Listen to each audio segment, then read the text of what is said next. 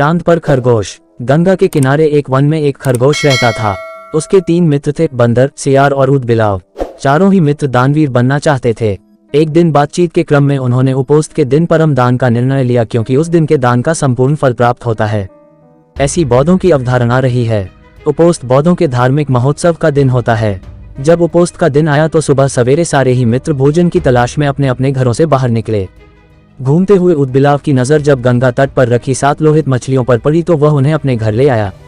उसी समय सियार भी कहीं से दही की एक हांडी और मांस का एक टुकड़ा चुरा अपने घर को लौट आया। उछलता कूदता बंदर भी किसी बाग से पके आम का गुच्छा तोड़ अपने घर ले आया। तीनों मित्रों ने उन्हीं वस्तुओं को दान में देने का संकल्प लिया, किंतु उनका चौथा मित्र खरगोश तो कोई साधारण प्राणी नहीं था। उसने सोचा यदि वह अपने भोजन अर्थात घास पात का दान जो करे तो दान पाने वाले को शायद ही कुछ लाभ होगा। अतः उसने उपोस्त के अवसर पर याचक को परम संतुष्ट करने के उद्देश्य से स्वयं को ही दान में देने का निर्णय लिया।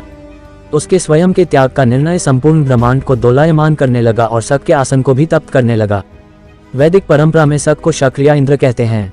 शक ने जब इस अति अलौकिक घटना का कारण जाना तो सन्यासी के रूप में वह उन चारों मित्रों की दान परायणता की परीक्षा लेने स्वयं ही उनके घरों पर पहुंचे।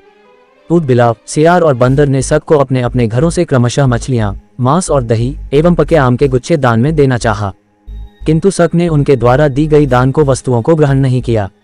फिर वह खरगोश के पास पहुंचे और दान की याचना की। खरगोश ने दान के उपयुक्त अवसर को जान याचक को अपने संपूर्ण शरीर के मांस को अंगीठी में सेक कर देने का प्रस्ताव रखा। जब अंगीठी जलाई गई तो उसने 3 बार अपने रोमों को झटका ताकि उसके रोमों में बसे छोटे जीव आग में न जल जाएं। फिर वह बड़ी शालीनता के साथ जलती आग में कूद पड़ा। शक उसकी दानवीरता पर स्तब्ध हो उठे। चिरकाल तक उसने ऐसी दानवीरता न देखी थी और न ही सुनी थी। हाँ, आश्चर्य, आग ने खरगोश को नहीं जलाया क्योंकि वह आग जादुई थी, शक के द्वारा किए गए परीक्षण का एक मायाजाल था। सम्मोहित शक ने तब खरगोश का प्रशस्ति गान किया और चांद के ही एक पर्वत को अपने हाथों से मसल चांद पर खरगोश का निशान बना दिया और कहा, जब तक इस चांद पर खरगोश का निशान रहेगा तब तक हे खरगोश, जगत तुम्हारी दानवीरता को याद रखेगा।